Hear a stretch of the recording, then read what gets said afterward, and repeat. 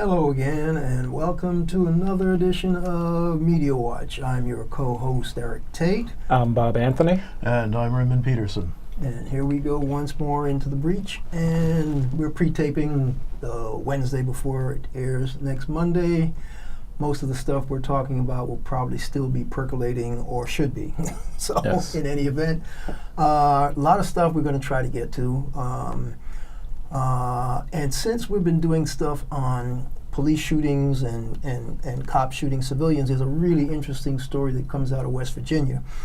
So we might as well start with that, because this, interestingly enough, was reported by the Washington Post. And all during the week, most of the stories that caught my eye were all Washington Post bylines, which is, unusual, because usually our stuff is all across the board. But three major stories hit me, and they were all Washington Post follow-ups to breaking stories, or they broke it themselves. But if we could pull up the particular town, there's a town in West Virginia, Weirton, W-E-I-R-T-O-N, I think, Weirton, West Virginia. And a police officer got to an emergency scene to set the setting, to make the setting. And this particular officer actually was a former Marine. He'd gotten great police training, and when he hit the scene, he realized that he had a very agitated young man, and basically the man had a weapon, for real. He had a gun in his hand. But what this particular officer noticed was the weapon was not pointed at anyone. It was pointed to the ground. Well, more than that, he knew by a 911 call from this deceased gentleman's girlfriend that he had been talking about committing suicide all day, which is why Mater responded. That's the name of the officer? Stephen Mater. Mm-hmm. So he realized that the man was really trying to commit suicide by police. Suicide by cop, I think, was suicide his phrase. By cop. Right. Suicide by cop. And as you say, no, he was not pointing the gun at anyone. He was waving it around, but it was pointed at the ground. Subsequently, two other police officers showed up. They didn't know the backstory.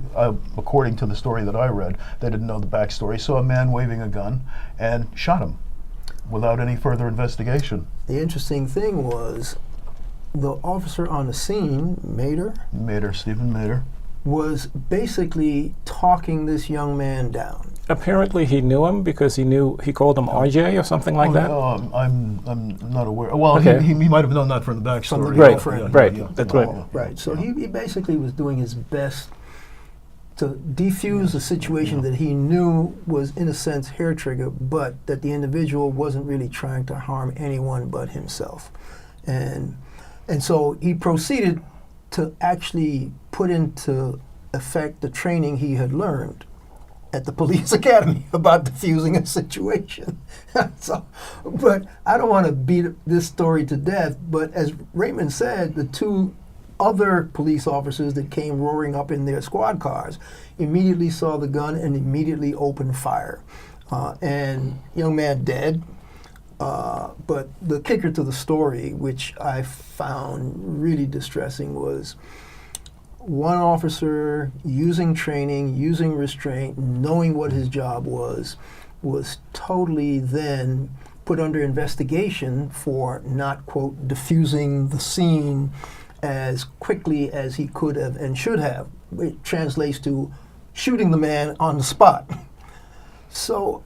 But you heard what happened to the officer who tried to defuse the situation. He was fired. Well, that's basically what I'm getting at. Yeah. This guy was trying to defuse the situation. His police chief, sheriff, decided he needed to be investigated, and the upshot of the investigation, the denouement for the entire incident, was that he was fired after he got back from his, quote, 1-week vacation, which mandated you do that after a police shooting incident. And when he tried to go back to work, he was told, no, your badge and gun needs to be turned in because you no longer have a job here. Well, I think they already knew that they were going to fire him, because the police chief, whose name is Rob Alexander, okay, and I'm quoting here from the Post story, said that we're putting you on administrative leave and we're going to do an investigation to see if you're going to be an officer here. You Well, put two. you Added could read that between you that put statement, two other yeah. officers in danger. Okay, and the upshot of the investigation was because he hadn't fired his weapon prior to those other two men getting on the scene and blowing this guy away, was he had put their lives in jeopardy. So the training Mater received at the academy, he might just as well not have received, because if they teach you to defuse a situation, Correct. but you Yeah. get fired for trying to defuse a situation, why get the training? So it's a case of you're damned if you do, and if you're damned if you don't. That's a police officer that I would like working in the New York City Police Department, as opposed to the other case of the guy who comes up behind Eric Garner and Right. and just brings him down and chokes him to death. But there's another follow-up to that story, if you'd like to share that with our viewers.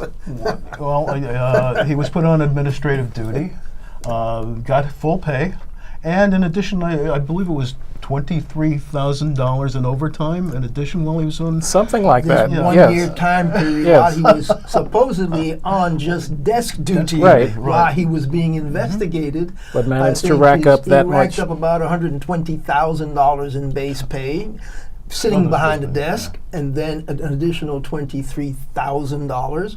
And the report that I saw, I think it was quoting Politico, there's some additional cash payments to some amount of $6,000 or something to that Oh. effect that no one has accounted for where that's coming from. So in the New York City Alice in Wonderland world, when you're being investigated, you can make all kinds of additional overtime and extra money, and grand juries don't bring in indictments when you are visibly seen doing chokeholds that have been barred by the department. And Right. so, hey, that's where we live in 2016 in the good old USA. It's distressing, but Totally it happens. distressing. But it happens all too often, as we report here over and over again. Yeah, but my hands hat tip to Stephen Mater. I have to because I'm just that aghast He, at he did a professional police job and lost his job for doing it. So Right. No, I'm just aghast at the upshot of it. I mean, as hard as he tried to save the situation, he gets fired for it, Yeah. and he gets reprimanded for not shooting right away, which is what's causing the problems in the other city. But anyway, we've there spent was- enough there- time. There was a punchline that the reporter for the Washington Post said. He been out of work. He's now taking a course in long haul truck driving. He'd prefer to be back in law enforcement. He should go to And law- he as should the go to reporter law said, school. I think maybe Yes. he would make a great law enforcement officer, but my bet is he's going to be driving a truck. That was the punchline Oh. from the Post reporter. And hurt my heart when I read it, but you know what? I think he's right. I think just because that sheriff has written him put two other officers' life in danger by not diffusing a situation, that's going to follow him from department to Yeah, department. absolutely, Yeah, so absolutely. that's totally ridiculous, and we should move on because we got a lot more stuff we need to try to Yes. cover. So we got cop versus cop and overtime cop, and still no report. But there's a related part to that story, though. The overtime cop, in that there's a demand for the disciplinary records for this Pantaleo Right. officer who was put on desk duty.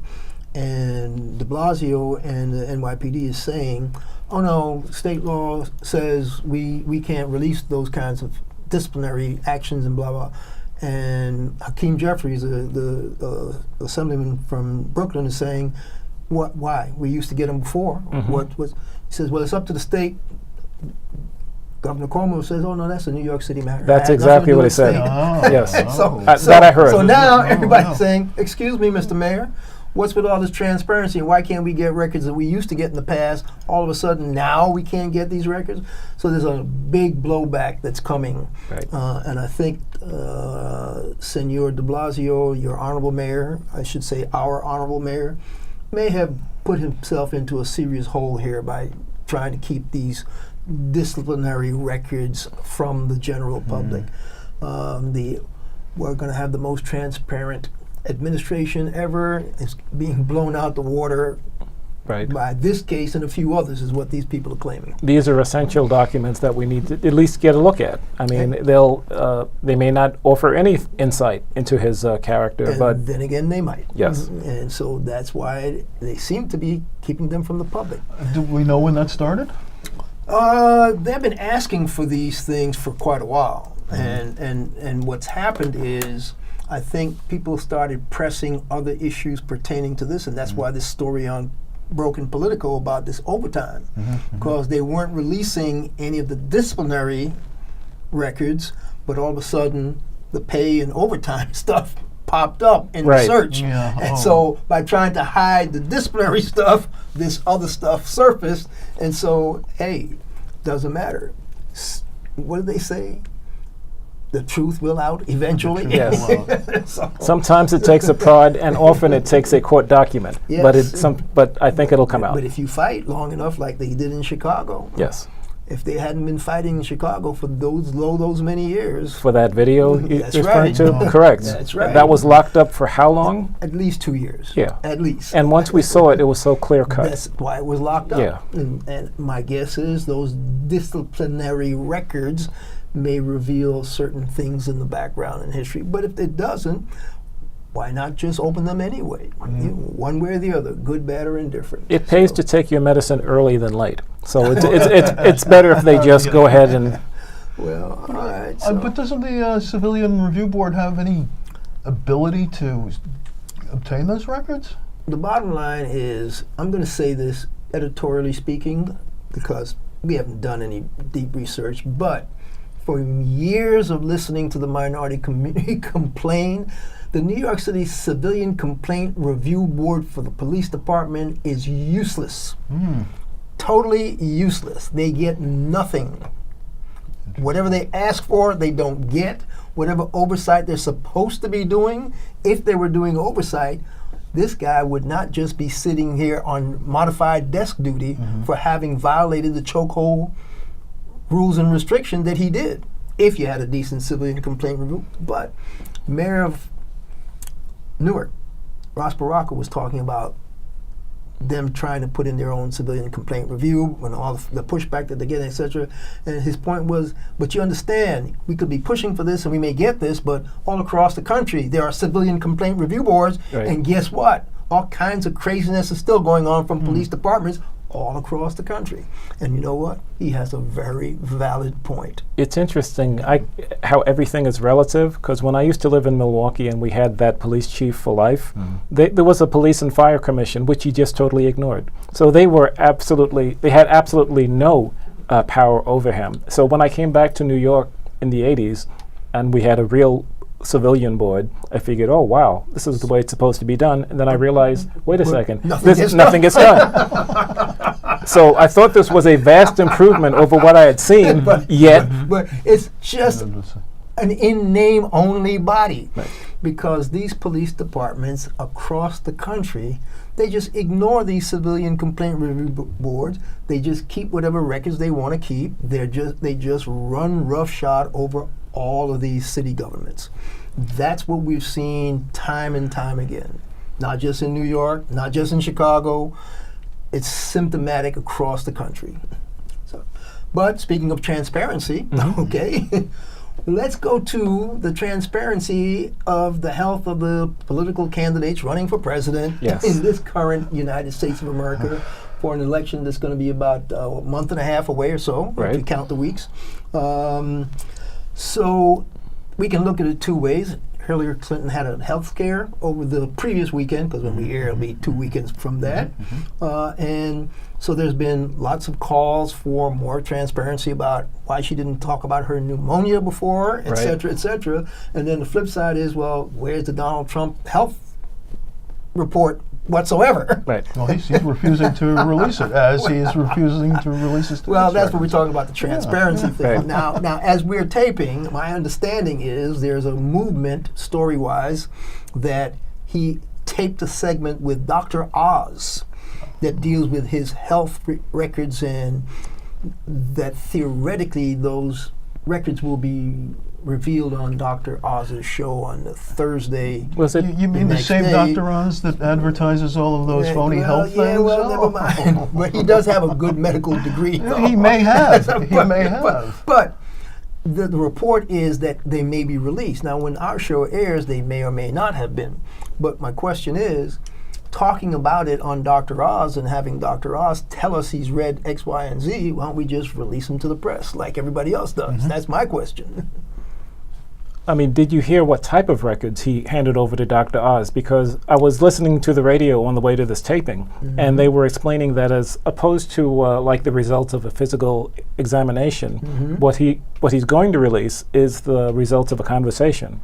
Like me sitting with you and asking you, have you had cancer?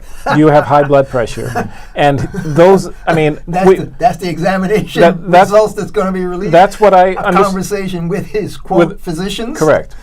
Okay, I hadn't heard that, and Monday when the show airs, by Well, Monday we'll know. So that should be interesting, but which gets us to the, quote, transparency Right. issue, right? There are a couple of transparency items that pertains to both of these candidates that we can talk about just because they're related. You Sure. know, I haven't been keeping tabs on time, but you guys are, right? Yes. So, Yes. so We have about 11 minutes. the interesting thing, I'd like your take on the spin that's coming or non-spin pertaining to, again, the Washington Post report. They put a young guy, Stephen Reinhold, or I can't think of. We'll try to call it up. Okay. This guy spent over a year digging into Donald Trump's charitable foundation and his giving. Okay. And boy, I got to tell you, it was devastating when I saw him on two different. I think I saw him on CNN. And I saw him on MSNBC. He's been on a couple of places. People have invited him to talk about this Washington Post report that he published. He said this guy hasn't given anything to his foundation himself since 2008. Okay? And then the only record they have of the foundation doing any spending between then and now. There's a $25,000 donation to the Attorney General in the state of Florida when she was about to do an investigation of Trump University, Okay. which was a, quote, accidental, mistaken donation that was confused with some entity out in New Mexico or California or whatever. That's interesting. the spin story, but it was a mistake, Okay. $25,000. And the other one was some painting at an auction that was bid on by his wife. And it turned out that it was a 6-foot painting of Donald Trump himself.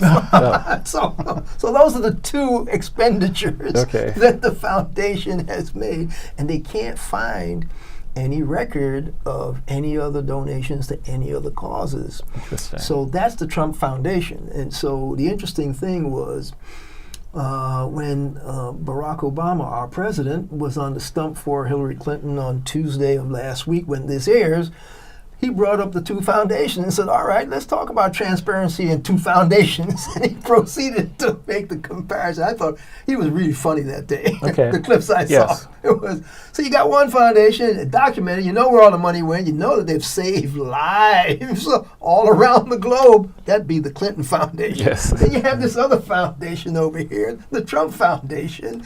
And what do we know about that one? Oh, well, maybe they gave something over here, but definitely we know money was spent to buy a 6-foot painting of the candidate himself and given to the candidate. So which one do you want? Which foundation do you think might be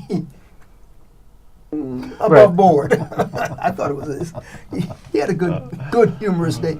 He was subbing for Hillary Clinton on the stump because she was still recuperating from her bout with pneumonia. Right, So, which she didn't talk about. Do we want to talk about the media coverage of this whole health thing? I mean, because it was like it was World War III. It started. This woman had a bout with pneumonia, and said, well, first they were beating up the media, beating up on.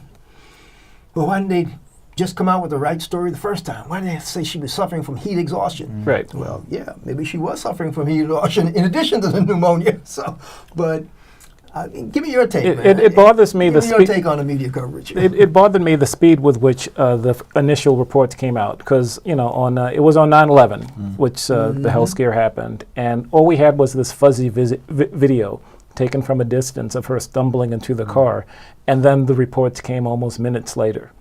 It was a hot day. Okay, it could have been heat exhaustion, but do we know? It could have been a banana on the sidewalk. Do we know? I mean, I'm just saying, I don't like that type of reporting. You can say that she stumbled, and she certainly did. And you can say that she looked ill, and she certainly did. But then to throw out speculation on the health, I didn't like the type of reporting that we were getting at that moment. How did you feel? Well, they're making a mountain out of a molehill. I mean, the woman was diagnosed with pneumonia, so it's possible that she was feeling ill that day. Absolutely. I commend her for being there, having pneumonia and going to a ceremony and spending an hour and a half there. The reports are the doctor told her don't go. Right. That's the reports. Who are the reports coming from? We don't know. But if she doesn't go, then the spin goes the other way. She was ill. She couldn't perform. Well, no, disrespecting our that's heroes. exactly. That would have been the spin. I know.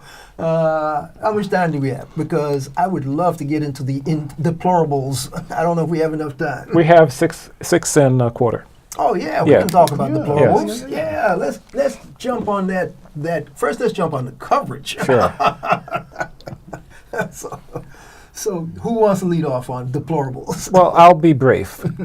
When Hillary is leading in some of the crucial states that she needs to lead in, and basically what she needs to do, and this is what someone else said over the weekend, is run out the clock without making too many mistakes. And now she loads the gun with that comment, half of your followers are deplorable so-and-sos. And I saw that and I sagged. I'm like, why did you load the gun like that? Okay, and the reaction to it, that's what. Well, I don't know if all of Trump's supporters are deplorable. Not your reaction, the media's reaction. The media reaction. Well, of course, it was fodder for the media. Anything like that, the media is going to jump on and report to the end. What can I say? That's the media. Yeah, I mean, I don't want to just broad brush deal with. Yeah, they're going. That's like taking Romney's 47% and just running with that because X, Y, and Z and X, Y, and Z, because it is synonymous to Romney's 47%. And there are certain things that you just do not do in any political campaign. If you're going to say something like that, if you believe something, you get one of your surrogates to do that. Right. and of course, the Trump campaign and the Republicans definitely will make as much hay out of that as well they should. You make a mistake like that in this kind of race, if I were running the Trump campaign, I'd be jumping on that. Absolutely. Okay, so I don't blame them. But what I really, really fault the rest of the media for was her lead into that was, I'm going to make a generalization, here, okay? And she basically was saying, this is an off-the-cuff top based on what we've seen, that if you look at it a certain way, which is what the lead-up was, 50% of his followers are deplorable. And with that caveat, they should have covered it that way, but they didn't. They just said, ooh, she said 50% of his, blah, blah, blah, blah. So they didn't parse it. They didn't report it that way. But it was interesting to me watching the second day coverage. Dana Milbank, Washington Post, a couple of other people, they started putting up all kinds of stuff dealing with numbers. They said, you understand that what she said, even though she was using this quote, I'm in a generalistic mode, she don't have to be generalistic. Half his followers fall into that deplorable You remember the show we did about the Trump followers and how much of it was based on racism, build a wall, xenophobia? Right. We did an analysis of Trump followers. 5 months ago? I'm trying to remember who wrote that article, but I know what you mean, yes. We went down because somebody else was starting to parse who these followers were. And one of our resource people, Pearl Duncan, said, Eric, you need to do a show on who these Trump followers are. Never mind what Trump is saying. Who are the people that he has stirred up that actually love what he's saying? Right. And when we went back and started looking at all these other guys in the 535 blog, Nate Silver and those folks, they were talking about if you trace those followers, the one unifying thing is racism, anti-immigrant, Islamophobia, the whole bit. Right. Fear of certain items, and he ran them Fear down. of the other. They ran it down. And so the second day reporting on this deplorable stuff was, she don't really have to apologize one bit. These people are that way. Now, Americans like to believe that, oh yeah, we're all nice, healthy, loving people, and we don't think ill of anybody, etc., etc. The rock that this guy has turned over, we talked about it a couple of weeks ago. The poison that he started to spew, it's coming right back. Right. And it's never going to be put back in the bottle. But guess what? That 50%, it may be 49, it may be 52, it may be, but she is not wrong, folks. I mean, But unfortunately, she shouldn't have put it that way. She shouldn't have said Unfortunately, it. she shouldn't have loaded the rifle like that. Wasn't she taking a page from Trump's book? Well, Yes. he's the guy. Yes. He's the guy who Yes. says stuff like that. You're correct, though. He'll blurt something like that out And it'll get roll away right with off it. of him. because he says it all the time. But when Hillary does it, I mean, it's so rare that, and it's tweetable. Yeah, I got to tell Social you. media will eat anything brief like that up. Yes, absolutely. But for our viewers, because we always try to slice it the way we think it should be sliced, which is look at the actual statement and then verify whether the statement is true or not, whether it's just hyperbole. Correct. And hey, there's nothing hyperbolic about that statement. 50% of his people think crazy stuff. Like 69% of them think Barack Obama wasn't born in the United States. 58% or something like that thinks he's a Muslim. Yeah. And they're all dyed-in-the-wool Trump followers. So if you slice it that way, more than 50% are cuckoo and crazy and think we're being ruled by, the country is being run by an interloper, undesirable other. Okay? Correct. So no, she was not off base with that comment. But what the Democrats need to do, if I were running the Democratic campaign, I'd be beating the bushes for every new young voter. I'd be beating the bushes for every immigrant that's legal. I'd be beating the bushes for every minority that Donald Trump has insulted and make sure I got them registered to vote. 30 seconds. And with that, 30 seconds, this has been Media Watch. I'm Eric Tait. I'm Bob Anthony. And I'm Raymond Peterson. And, look for us on YouTube. Media Watch EVT. And thanks EVT Educational Productions and M&N for their facilities. We'll catch you the next time.